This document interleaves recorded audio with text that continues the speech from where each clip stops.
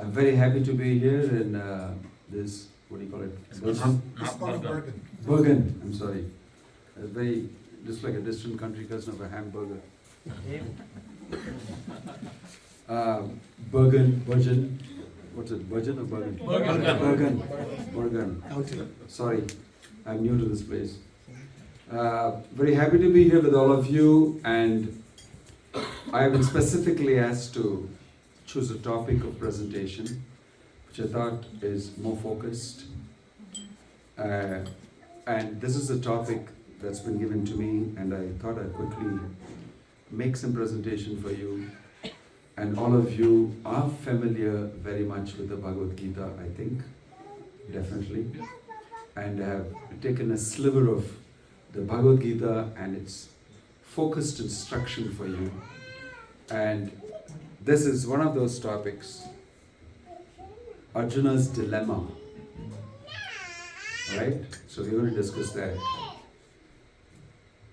Om Jnana Timirandhasya Jnananjana Chalakaya Chakshurumilitam Yena Tasmai Shri Gurave Namaha. Nama Om Vishnu Padaya Krishna Prasthaya Bhutale Srimate Bhakti Vedanta Swami Nitanamani. Namaste Saraswate Deve Gauravani Pracharine Nirvishesha Shunyavadi Paschatya Deshakarani. Jaya Sri Krishna Chaitanya Prabhu Nityananda Sri Advaita Gadadhar Shivasadi Gaura Bhakta Vrinda. Hare Krishna Krishna Krishna Hare Hare Hare Rama Rama Rama Hare Hare. Okay, how many of you are in dilemmas? Raise your hand. Sometime in your life, sometime in your day, sometime in the week, sometime in the month, the year, in the life, you are in dilemmas. You know what's a dilemma? A confusion, a problem, a difficult situation, right? Not many, only some of you raised hands. Others may be liberated, I think. I may be addressing the wrong audience, but I'm a guy who has dilemmas all the time, so therefore I relate with it. And I thought you'll also find it useful. Okay, you all have dilemmas. And here is an amazing conversation that happens coming out of a dilemma. And if you go in this world, they'll tell you how to find solutions, how to make decisions in this world. They give you all these type of charts and this, and you can run a whole course on it. But I'm not going to speak about it. I'm going to speak about it in terms of a devotee. I'm going to speak about you and me, especially leaders in ISKCON, like me. We are attacked, smothered with problems and decision making all the time in a growing society that is still in its infancy in many different ways, in terms of social intercourse, in terms of social relevance, in terms of many things that we are developing. Yes or no?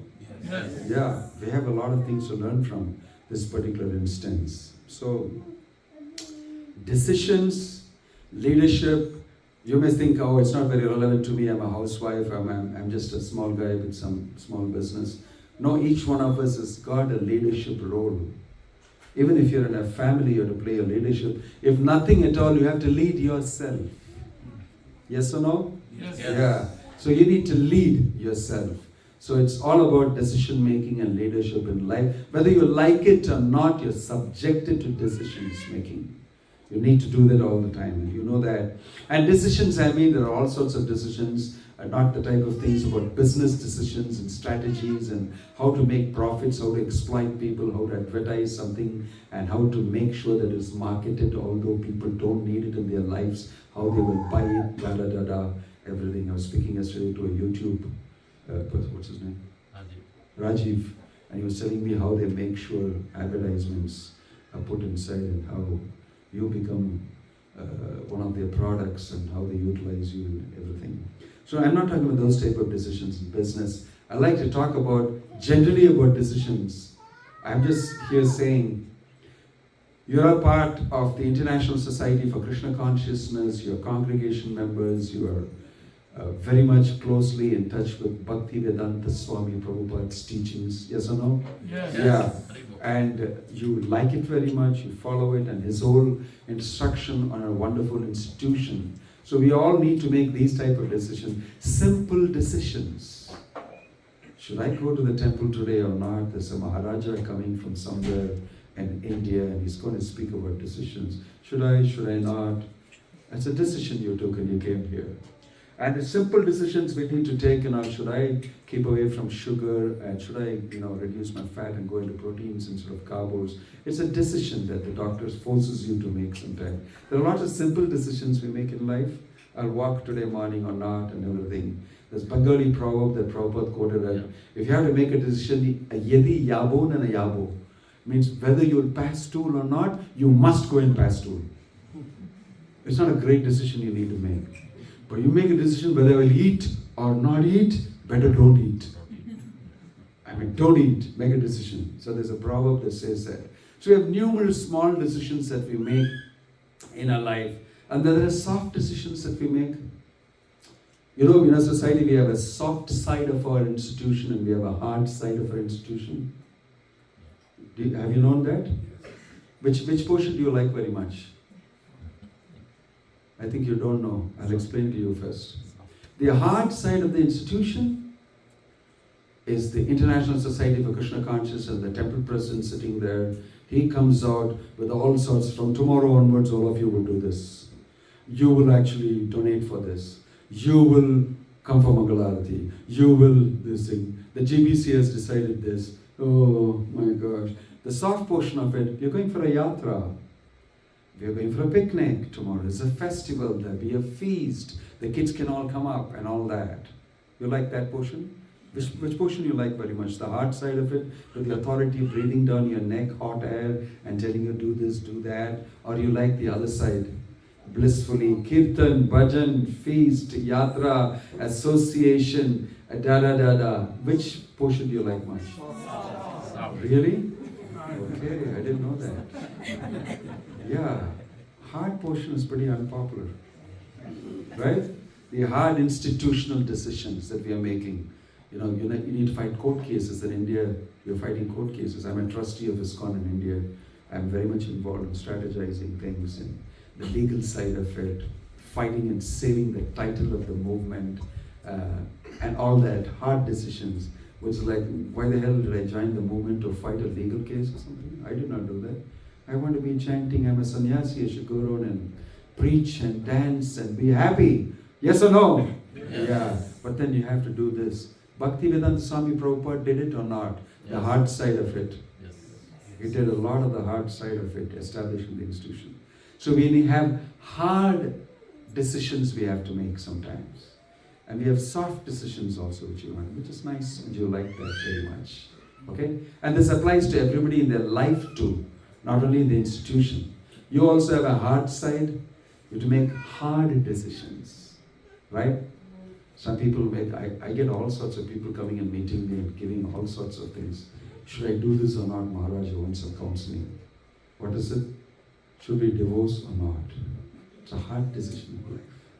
Right? A real hard decision in life. You have other things. You have a legal situation and losing property and everything. It's a hard decision. So there are hard decisions in life that you need to make. And hard decisions are of three factors. What are they? You have opposing opinions. In a divorce you have opposing opinions, obviously. And you have high stake issues. There's money involved. There's a kid involved. And there are relationships involved for you. In this way, there are strong emotions. Right? This is a hard decision. Three main factors of a hard decision is this. Arjuna was in the center of a hard decision that he needed to make. Right? And therefore, the conversation that Arjuna had with Krishna was termed as a crucial conversation. A hard decision invariably involves a crucial conversation. There are high stakes, there are strong emotions, there are opposing opinions and all this. Arjuna was right in the center of such a situation. What was he thinking? What was his dilemma actually? You remember? Do you remember what was the high stakes and opposing opinions and emotions and everything? What did he put up as reasons? Just say 1, 2, 3. Raise your hand and tell me. Yeah. His own family. His family, relations are all involved on the opposite side. They're all his cousins. Why should I fight with them? What's going wrong? Do I need to engage in this war? Because if I release my arrow from my Gandiva, it will find its target. And that person will be dead. I am sure as hell. When I shoot, he's dead. My relatives will be dead. Strishu dushtashu varshneya jayate varnashankara. And only women will become widows. And there will be unwanted population. And I will be the cause of it. The arrow for my Gandiva will render that lady a widow. Because her husband is standing here and I will kill her. And this person is my cousin. Should I do this? How will I do this? Okay? What else? What other things did he have in his mind? Out of compassion and enjoyment. No, you can say only one thing. Okay. And this is for them. Yeah. Guru. Pardon? Acharya, Guru. Yes, gurus, my seniors on that side. Dronacharya is there, Kripacharya is there, Bhishma is there, right? And they taught me, they kept me on their lap, they gave me affectionate embraces, they gave me information, knowledge, grew me up, cared for me, nourished me. And I'm going to fight them? Right? Is this not a hard decision? Yes or no? Yes. Yeah. What else did he say? Because of war, only a lot of death is going to happen. Yeah, and because of me, many people are going to die. A socially relevant thing, should I do it? So these were the burning questions in Arjuna's mind, and they were definitely high stake, high emotioned questions. Okay? Right. So he had to make a hard decision. How many of you have been in situations where you have to make hard decisions in your life? Almost all of you. We are faced with these type of hard decisions in life. So I won't talk about the other thing. So there's an Arjuna moment in your life too. You raised your hands for it, where you have made hard decisions. And after you've known Bhagavad Gita, the Arjuna moment of your life will be dealt in a different way, just like Arjuna dealt with it. Previously, when there was an Arjuna moment of your life, you wouldn't have dealt with the way Arjuna dealt it with. Am I right? Yes.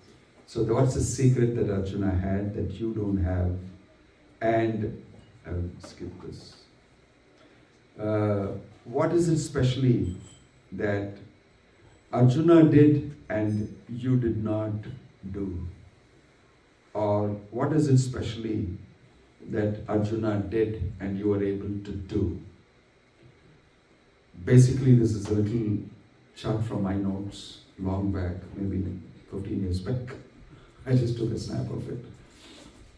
That you have a problem first. You have first a situation from which a problem comes. And then you have questions in that and you try to solve the problem yourself and you fail miserably. And then you recognize that I have a problem that I cannot solve. Then you take a mentor, guru, and you ask him, can you help me out with this? And in this way you will see Arjuna followed the same path. He tried to solve his problem first. He started saying all sorts of things and he took a decision that I'm not going to fight. Nayotsi iti Govinda. And he kept aside his Gandiva brew. I'm not fighting this war. He took a decision first. And he knew it was a wrong decision. It was not well thought out. It didn't have power in it that will satisfy you saying that good, this is the way to go ahead. I'm sure I'll find the right solution for it. It was not like that. It was a weak decision. And then Krishna teased him a little bit. Whatever decisions that you're making. You know, you're a warrior, you're a Kshatriya. You should never do this. You're a very poor example. People are watching you.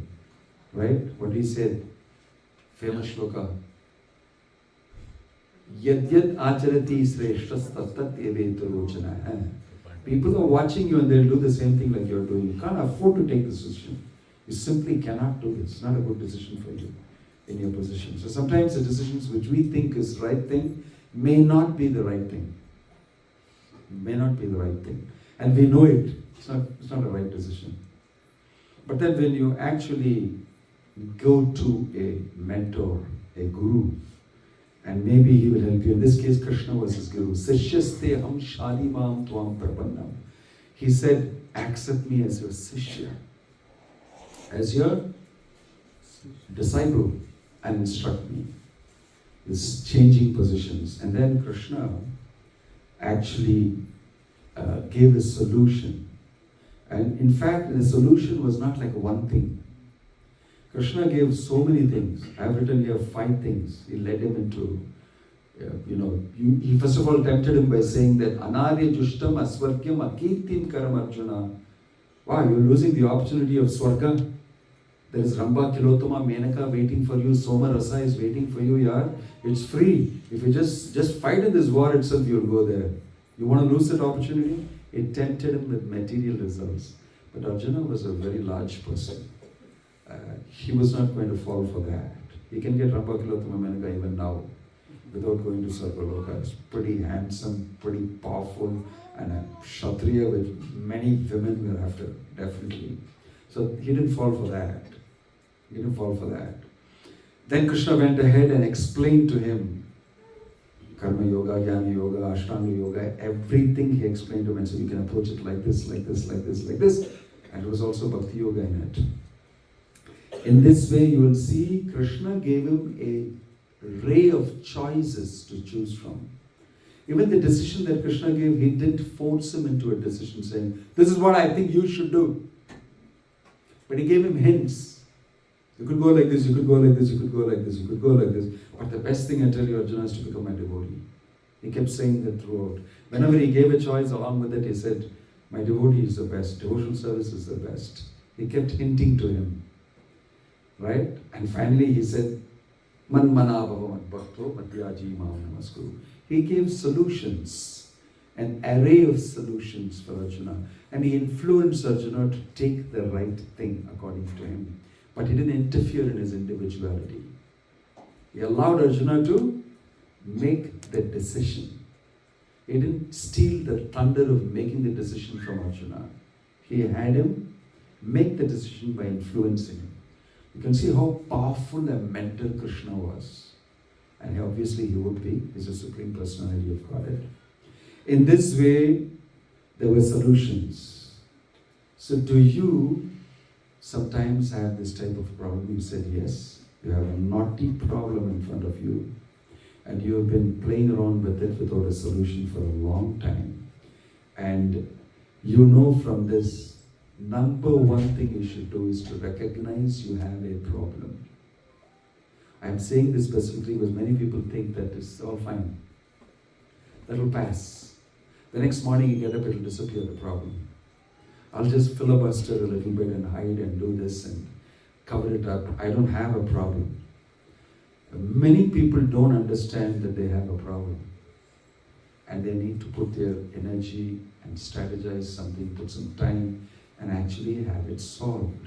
To even recognize you have a problem is a step. Okay? Sometimes people learn to live with the problem. Arey yaar, kya karega? It's like that only. I've been living with it for so long, nothing is happening. I mean, you don't recognize your problem. You normalize it. You think that that is the way it is. You recognize you have a problem that can be solved. That is the first step you need to take. Then you have to accept that it is me who's getting affected by the problem. I own the problem. This is all what was done by Arjuna. You'll see there are shlokas pointing to this, Krishna pointing to that. Then I should seek a solution. It's possible for me to have a solution and solve this problem. And you understand that I am not the one who is going to be able to solve this problem on my own. I need another person. I need to seek counsel. Shri Shri Radha, Shyama Sundari ki, Shri Gauranitai ki. I need counsel, I need the help of somebody. These are all the things. And then he changed his stance. Arjuna changed his stance. He said, in order for me to accept somebody as a counsel, I should switch myself a little bit. And the way I think and approach this person. That also is needed. And am willing to listen and follow through. All these are part of the solution. It's not that you can selectively take whatever Krishna has said. I like this portion of what you said, Krishna, but this portion is like something I don't like. That I don't like, this I don't like, this I like. But you won't get the solution. You'll get piecemeal, something which won't be a whole solution, but you'll see Arjuna accepted fully everything that Krishna said, because he mentioned that. Right? What did he say? Karishi vachanantava. I will follow what you have said. And then he acted upon it. Not that he took the solution theoretically and wrote a Bhakti Shastri exam and passed it and got a certificate. Right? I'm just reading for the Bhakti Shastri exam, and then once I've written it and everything, that's enough. I flash the certificate around, and maybe I'll get married to another guy who's got a certificate. Wow, you're Bhakti Shastri, me too. And that's not what he used it for. He acted on it. Yadi chasi tata kuru. Krishna told him, no, act on it. Iti te jnanam akyatam guhyat guhyattara maya vimrishetat yaseshena yadi chasi tata kuru. As you please, but act. Take one of these choices and do something about it. Right? Very important that if you're counseled and you get counseling, you should act on it. Because you accepted. You went ahead and took the counselor. And he is now speaking to you. He's spending his time on you. You should act. And you will get the solution. These are all the things that people fail in many places here. Okay? So I'm just saying, if you want the decision to act on you, you should do. This is what Arjuna did. He recognized he had a problem and I cannot solve it. Although he was giving all sorts of arguments in the first chapter, you will see Krishna simply heard him. And he said, this is way, I have family members and dharma and lupta pindo the kriya, they will not be able to do their rights. And this is how he gave all his arguments. And then he stopped and he knew that it's not good. The performance is not good. And then he knew that I'm not going to be able to solve my problem. That's when he surrendered to Krishna. He tried to solve it and he had a wrong conclusion which he knew. Then Krishna also chastised him for it. As soon as he accepted Krishna as Guru, the first shloka Krishna starts counseling is giving him a small beating. What did he say? Asochayan anvasochastom prajnavadamscha bhashase gadasum agadasumscha nanusochanti pandita. Oh great learned man, why are you crying if you know what to do and you have the solution? You're very educated. You're very talented, right? How did you get into this problem at all if you're so great? And you had so many wonderful arguments, and why are you crying now? Since you know how to solve it. Right? He chastised him. And he took the chastisement. These are all the things. If you want a solution to a decision that you need to make, a problem you have and a decision that you need to make, you have to humble yourself also. Right? You have to humble yourself. And that he did. So, he was willing to change his stand. He became from a friend to his disciple. So, very big change. Switch yourself. He didn't say, hey, come on, yaar, Krishna, I know you very well. I mean, if you want me to speak Bhagavad Gita instructions to you, Krishna said, I'm your Guru. Stand by, listen to me. And Arjuna paid respects accordingly. He switched, was able to change his stance from a very intimate friend. You must understand the intimacy of Krishna and Arjuna. Bhaktosi me sakha cheti ragasyam hi etad uttamam. Krishna declared even in the Bhagavad Gita that you are my very dear friend. Therefore I am speaking as rahasya, the secret solution to your problem. The world is filled with people like you who have the same problem. The same problem. And foundational solutions I'm going to give you. Why? Because you are my friend and you are my devotee. Right? You are my devotee. And we were very intimate friends. Krishna and Arjuna were seen putting their hands on each other's shoulders and walking around the palace all the time talking to each other. They were under a tree and Krishna was lying on Arjuna's lap, with his head on Arjuna's lap, and both were laughing and joking. And they were sitting on the bench somewhere next to the Yamuna. And then Krishna will see a beautiful woman. And he will say, wow, pretty nice looking lady. Arjuna can go and find out who she is. I'm interested in the lady. And he go and say, I mean, who are you? And all find out, I am Kalindi, Yamuna. And I want to marry only Krishna. So in case you're approaching me thinking something else, forget it.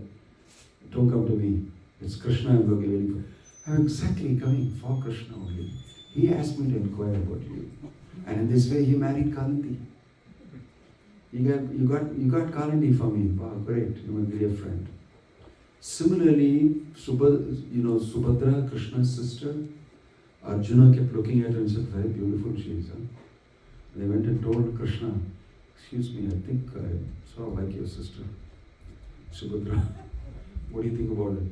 He said, great, tell me what do you want. And he said, can I marry you? So, but the only problem is Balaram. He's very seriously thinking of marrying Subhadra to Duryodhana. Duryodhana is his disciple. He teaches him the mace and everything. So he's really thinking Duryodhana is great and he should marry Subhadra. So if you go and propose now, and if I go and propose, it's not going to work very well. You know what I'll tell you? I'll tell you a whole thing what you could do. Just kidnap Subhadra and run away. I'll tell you how to do it. You should dress as a sannyasi. Wear saffron cloth. Like a sannyasi. And you should go to Dwarka. My brother Balaram, he loves sannyasis. He immediately invites them home. And mostly for all the sannyasis, Subhadra only cooks. He'll call Subhadra to cook. And she will come there to cook. And most probably, you will be able to see her there. You do the needful. Okay, I can't say beyond this. You're a Kshatriya, you know what to do. And don't you dare quote all these things to Balaram. I told you. The rest I will manage. Because Balaram, he just gets angry a little bit after that. I know how to placate him. Okay, fine. You really mean I should go as a sannyasi and lift off a female from there? It's a scam, man. How can I do this? Just do it. The rest of the things I'll manage. Society, social stuff, everything. I know what to do. Come on, you know me. He actually told Arjuna to do this. And Arjuna went and did it. And he went and ate in Dwaraka in Balaram's house. And Subhadra heard that a very handsome looking sannyasi has come to eat. Oh, really? He's the one who's going to eat what I've cooked. And she peeked from within the curtain. And she saw, my gosh, look at his arms. They're so thick. And they're filled with marks. He's not a sannyasi. He's a guy who's a bow, like nothing. He's some Kshatriya. He looks so heavy and this thing. And while she was thinking rather than looking at him, Arjuna also looked at her. And then she froze. And Arjuna knew, okay, you're here, huh? Fine. He lifted off and ran away. Sannyasi lifting a female and running away. She did it. And then Balaram hears about it and goes wild. You mean to say Arjuna came and cheated me as a sannyasi and ate in my house and I didn't notice it? This is an insult to me. And he was furious. Krishna came at that time and said, really, this happened? Very bad. Very bad. This is very bad. But on second thought, I'm just thinking, can there be any better person for Subhadra than Arjuna? I mean, just think of it, Balaram. What has happened, okay? What's happened is I don't like it at all. But just think, can there be a better person for Subhadra than Arjuna? And, Balaram completely said, yeah. He started smiling. Young people do all sorts of things. Excuse the guy and forget it. So after all, Arjuna is, our cousin and all that. So, but what do you think? He said, okay, so be it. In this way, this was their intimacy. This is the intimacy. But Arjuna gave up that intimacy and said, Sishyaste ham shani mam tvam prapanna. I will be your disciple now because I have a real problem. and I'm going to change my stance. Sometimes when you accept a counselor, you have to forget that you're the MD of so-and-so company, you're a very successful businessman, you're that, you're this. You have to listen to him and say, no, forget it. He'll tell you, forget all that. This is what's happening, and this is how you should respond to it. Are you willing? You should be willing. You should be willing to solve the problem. Arjuna did that. You will see that he did that amazingly. That's why he was benedicted with the wisdom. So broadly classifying, you have a problem, you seek a counsel, you accept it and you act on it. And some high points of this is, Krishna will hear Arjuna in the beginning and never speak anything. He will never judge. Until Arjuna actually says, I want to accept you as my guru so that you can instruct me. So the good point to learn from here is, don't give advice unless it is sought from you. Okay? In preaching, what do? You mostly give advice even before they ask you. And many times your preaching fails. Why? You're too preachy. You're too preachy. And the guy opposite is not a nut. He's not an idiot. And the guy, you're not listening to what I'm saying, what my problem is. You're so preachy that you chant Hare Krishna, everything will become alright. Speak, take the Bhagavad Gita, give donations, everything will become alright. No. I got a little grey matter between my ears and I'm not listening to you. I don't think that's nice. Right? So, seasoned preachers will not give advice immediately. They will listen, they will hear. Half the problem is solved by the person getting somebody to listen to him. Because in his house, nobody listens to him. They are bored of him. Hey, don't stop here. Get lost. Nobody is hearing me. I got so much to say. I got to unload my chest somewhere. I got to go to a psychiatrist, pay him money, sit on the couch and blah, blah, blah, blah, speak and pay the money to him. Somebody hear me. And if you simply hear him, he'll unload his chest. Half his problem will be solved. And since you heard him, he'll feel, you're a person I can put my faith on. Right? Tell me what to do. Then you give him advice. You'll see it'll be very effective. That time if you say, chant Hare Krishna, they'll listen to you. They'll listen to you. It's a good chance to listen to you. So don't give advice unless you are sought for advice.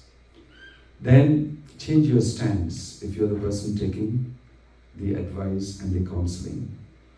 And if you're a counselor, the thinking process and the mindset of the person he's struggling with, you have to give very strong, good arguments. Wow, that's good. That's a nice way of looking at it. He should feel that. You defeat the argument and give a substitute very nicely. And you'll see Krishna saying that many times to Arjuna in different ways. And Arjuna is not an ordinary disciple. He's asking tons of questions. He's asking tons of questions. So, you will grow through your problems. And therefore, if you follow very closely, you have an Arjuna moment in your life. Can you send this out? Yeah, I sent already. Yeah. I've captioned this. It is a very long, I think some 5-6 years back, it was posted in my Facebook or Instagram or something. There's a series of slides in this, encapsulated for you in a simple way, so that you can carry this home. It's a take-home thing for you. And you can look into it. For now, I'll stop here and open up for any questions you have. Part of my presentation is going to be built out of the questions that you will ask. Right? I've been preachy for too long, talking to you a lot, and so now I'd like to actually ask you whether you've understood what I'm saying, or whether it is useful and relevant to you, and if you have any questions. Om Tat Sat. Hare Krishna. Go ahead. Any questions? Feel free to ask any questions. Yes, Bhakti Vinoda. It's all artificial intelligence. Maharaj, a general question. what was the point when Arjun realized that his original solution was not the right one? Pardon? What was the time when Arjun realized that his original solution was not the right one? At the point when he said, Sishyasteham shadi mam tvam prapannam. When he told Krishna, I accept you as my guru, make me your disciple, tell me what to do. At that time he knew that all that I've been talking now, which Krishna is not responding to, simply sitting and watching him, he knew that his decision was not correct. Krishna was a very powerful counselor. He heard him, but never passed a judgment. And that made Arjuna suspicious. Maybe my thing is not good. That's the way to make a person ask you advice. Should learn. A lot of interesting things Krishna does. Yeah, he just keeps quiet and he hears Arjuna.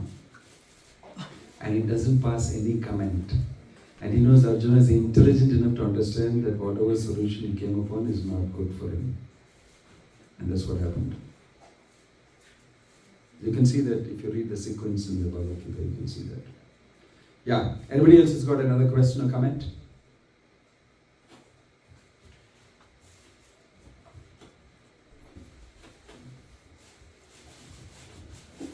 Raj, how do I find a person who I can put my trust in and expect that kind of guidance? It's hard to find somebody. Within the society that you have and the community you have, you mean? For general masses, they would like to, but who to go to, where to find that person? General mass of people, you're not talking only about the devotee community. Yeah. Okay. There's a lot of new people here today. Okay, so in a secular world, how will a person put a trust in somebody? Well, most people go to people whom they already know and have some trust in. And that's how they will seek counsel. And in this fast-paced Kali Yuga, a lot of times you don't have many people. You're pretty lonely. So you hire a counsel. You hire a counsel. That will be the next best thing you do. And that's what people do. Go to a psychiatrist or a psychotherapist or somebody and say, there's something wrong with me. I have this problem. It's affecting my mind and my body and my life like this. What's up? That's the second thing that people do. But actually, devotees of the Lord should take opportunity and offer counsel for the mass of the people. And it's a very good opportunity to preach Krishna consciousness. Devotees should become professional counselors, and it will become one of the best ways to preach Krishna consciousness to people. You have asked a very important question. If you have a 24 hours, phone open up, helpline, people will call you. All sorts of people will definitely call you. And if you're professional, and you can very nicely bring them in, using the professionalism that is needed for a person in the outside world, you can bring them in, and then you can nurture them with Krishna consciousness. There's a good, more than 50% of the people will accept your solution. There's a good chance. In a successful community, you see a lot of people are counselors. They're counseling the devotees. And one of the reasons why people get attracted to us is because they're counseled. And they feel good that somebody's looking after me, somebody's listening to me, somebody's tending to me. And there's a community of devotees who are counseling. And I like to be part of that, safe, secure for me. So you attract people that way. So two things. For the people in the outside world, the choices are there. You can hire somebody, especially if you don't have a joint family system where counseling was inherent and it was developed inside. You have the grandfather, you have the grandmother, you have your uncles, you have all sorts of seniors you can go up to and cry to them and they will counsel you. It's very rich counseling. The type of a family structure, a joint family system is broken down. And people are becoming more and more lonely. So maybe that's why they go to professional counselors. But I think ISKCON devotees can offer something more than professional counselors can offer. Real solutions to problems. And because we are talking about what Krishna told Arjuna, and that's more or less a solution for most people. Thank you for that question. Anybody else wants to comment or ask a question? No? I'm a cool Swami, you can ask me any question you want. Don't worry, I won't take it seriously. I'm sticking to the topic as much as possible. I normally stray around a little bit, but since you gave me a topic, it's pretty late for you, right? Yeah, please go ahead. So what if you have a heart problem, but then the person listening to you does not perceive it as a heart problem, which usually is the case. You do not want to be bothered with any hard decision making for you, right? So, which means that you are basically you have to deal with doing the decisions yourself and facing the consequences of it, rather than getting a good enough counsel. There's a good chance that what you're saying is true. That the person whom you've approached out of familiarity with you may downplay your problem and say that, it's not so, don't worry about it, it's okay, like that. And it's also true that you may also be exaggerating your problem and making a mountain out of a molehill. That's also true. And maybe what he's saying is true. Either way it is true. So what you should do is that you should take a second opinion from a neutral person who is not so familiar with you. And there's a good chance that you'll get to know whether it is really a heart problem or not. And if you confirm that it is a heart problem and this guy is not recognizing it, and if you feel that, but I want this person to recognize it's a heart problem and still give me the solution, then you might want to go back to him and say, why did he say it's not a heart problem? You know, this guy said so, and he's a professional. What makes you think it's a heart problem? In this way, he may reconsider it as one way of going at it. Or you turn around and go to the next familiar person whom you know who can be a counselor and go to him. It's not that if you think it's a heart problem and somebody doesn't think so, you should feel bad about it. You should go seek the solution. Forget the guy if he thinks that it's not a heart problem. Because you should focus on getting the solution to your problem. Not get carried away by, you're thinking it's not a heart problem? And then, now it becomes a heart problem.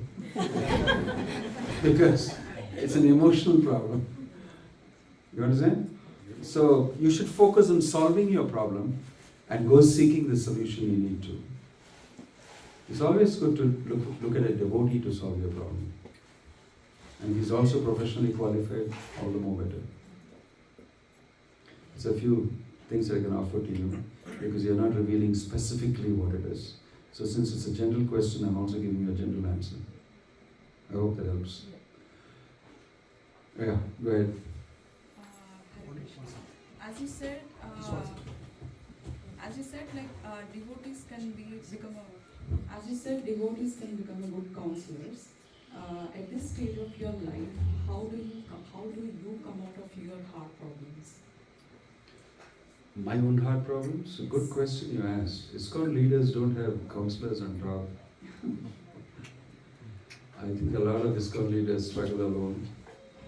And this forces them to depend a lot on Krishna, on the works of Prabhupada and the solutions he's given there. Sometimes we get an opportunity to discuss similar problems somebody else has and get some solace. Misery loves company, you know that? So if you have somebody else who's got the same problem with you, wow. Good friend of mine. Like that, but more or less, Krishna sends some solution. Especially if you're trying to serve him sincerely. It's not that you're alone. As super soul in the heart, Krishna is saying in the Bhagavad Gita, I will light the shining lamp of knowledge and clear all darkness. Right? So don't think you're alone. Advanced devotees rely completely on Krishna. And I think Bhakti Swami Prabhupada was a very advanced devotee. he took decisions directly based on Krishna telling him so. And he said so also. There's a conversation of Prabhupada with a visitor, I think somewhere in America. It's a little vague, but he's a very curious man.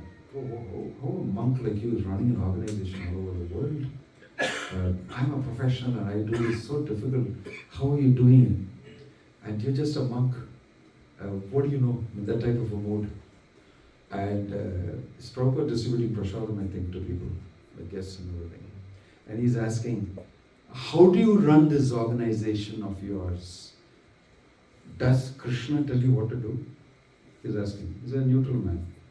Prabhupada is saying, yes, I'm distributing the prasadam. It just says yes. And then the man gets a little befuddled. What, God speaks to you and tells you what to do or something? I mean, I'm asking you, does God actually tell you what to do to run this organization?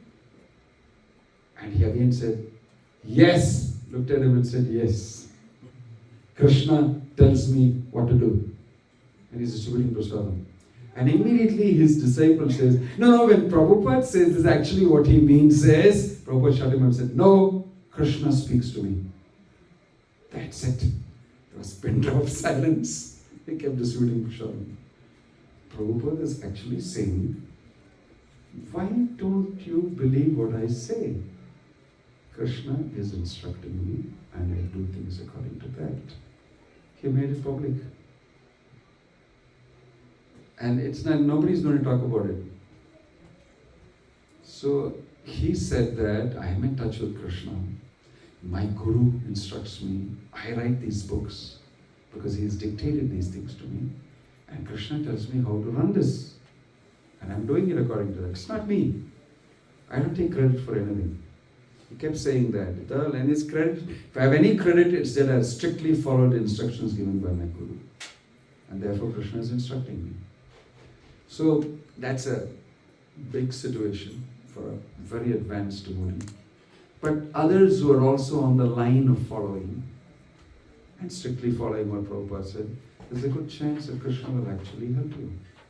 And he does. It's a history of many of us who do things and you get solutions, you will end up doing something big which you never thought you would do. Oh my gosh, how did I do this? It's because you followed Krishna's instructions and is prompt. You know, prompt engineering is very famous now. I mean, how many of you are IT guys here? So you all know prompt engineering, right? You learn how to chat. GPT can be told how to give prompt and you make him do what you want actually by prompting properly. Similarly, the original Adi prompter is from the heart, super soul. Krishna, he is prompting to you.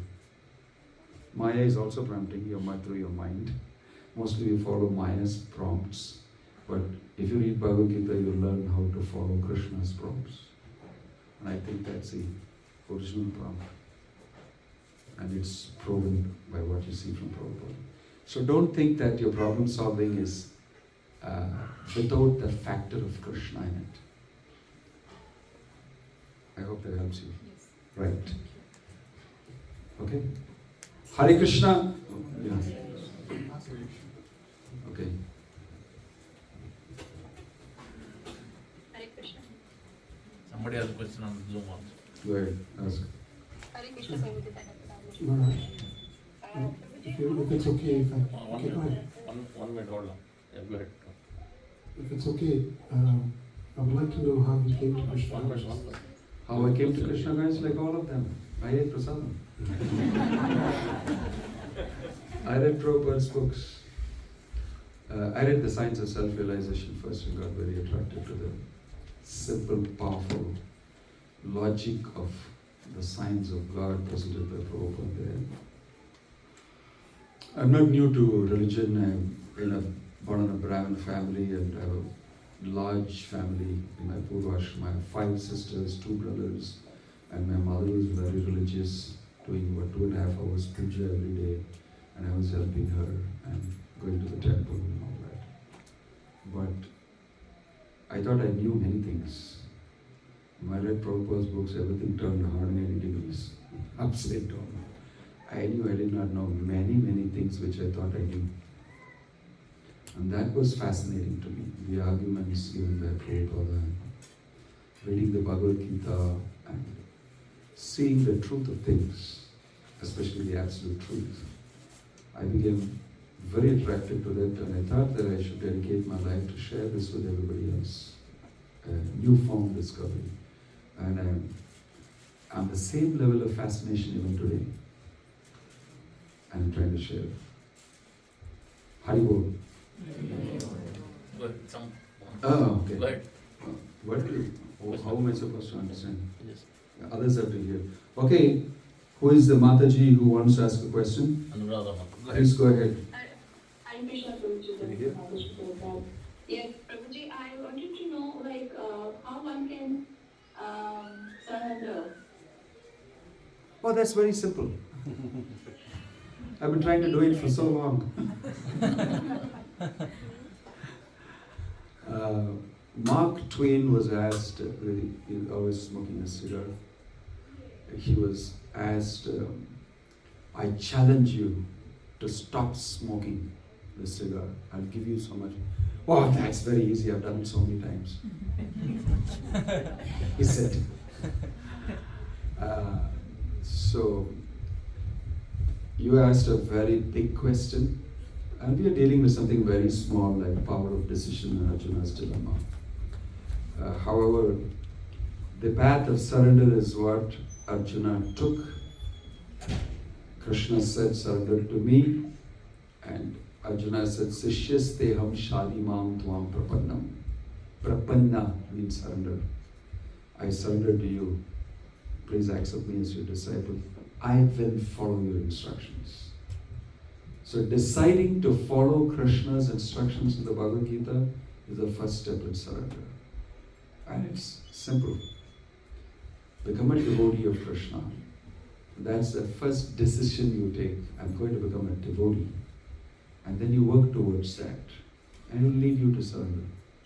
Because that's what Krishna says. First he says, Man mana bhava mad bhakto madhyaji mam namaskuru. Then he says, Sarvadharman parityaja mam ekam sharanam vraja. If you become a devotee, it becomes easy to surrender. Right? Let's become a devotee by chanting Hare Krishna, Krishna Krishna, Hare Hare, Hare Ram, Ram Ram, Hare Hare. If you learn to chant offenselessly and simply follow these instructions, you'll become devotees. And then it's easy to surrender. Okay? Om Tat Sat. Hari Bol and Hare Krishna.